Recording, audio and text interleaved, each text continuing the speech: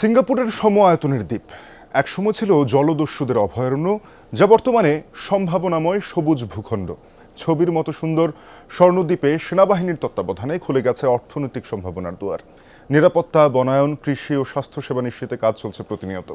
দীর্ঘমেয়াদী বিনিয়োগ নিশ্চিত করতে পারলে চরাঞ্চলটি হতে পারে দেশের সম্ভাবনাময় এক পর্যটন কেন্দ্র। লুৎফর রহমানের ছবিতে আহমেদ রেজার প্রতিবেদন। ভোগান্তি ভুলে চলে আসুন রিগালে। ওয়ারেন্টি সহ স্টাইলিশ কালেকশন নিয়ে রেডি রিগাল ফার্নিচার।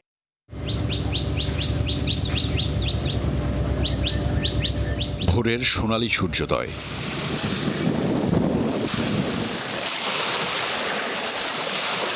পানির বিশালতা আর প্রকৃতির সবুজ জানান দিচ্ছে ছবির মতো সুন্দর বাংলাদেশের কথা।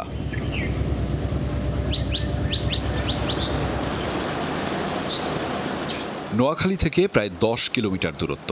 মেঘনার মোহনায় জেগে ওঠা প্রকৃতির এই জীবন্ত ক্যানভাস একসময় পরিচিত ছিল জাহাইজ্জার চর নামে, বর্তমানে যা স্বর্ণদ্বীপ।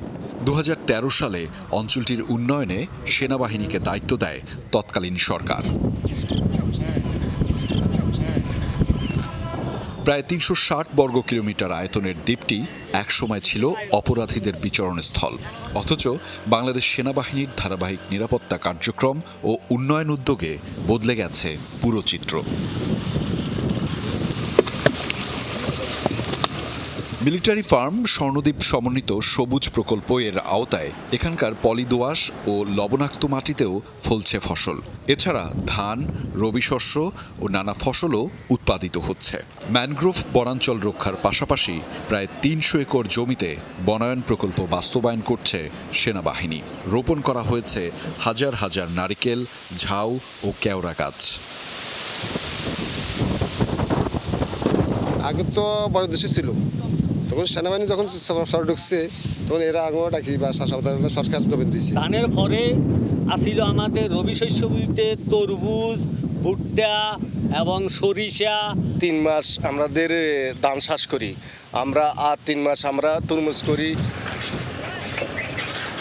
তৈরি হয়েছে সড়ক, হ্যালিপ্যাড এবং দুর্যোগ মোকাবেলা অবকাঠামো।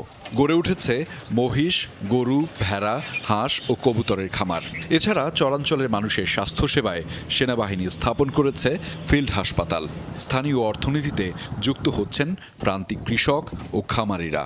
চতুর্দিকে যদি বেরি এবং কালকোট যদি করে দেওয়া হয়, রাস্তাঘাটে যদি করে দেওয়া হয়, তাহলে এখানে লবণাক্ত পানি ঢুকার মতন কোনো ব্যবস্থা থাকে না। এখানে ধরেন সৎকানিকে বসে আছে নামাত, আমারও এই কিল্লার বস নামানো শিখতেছে। আর বাকি বস মনে করেন যে দেশে লেগেছে। এখানে বসে আছে 59টা, বেড়া আছে 1200-র মতো।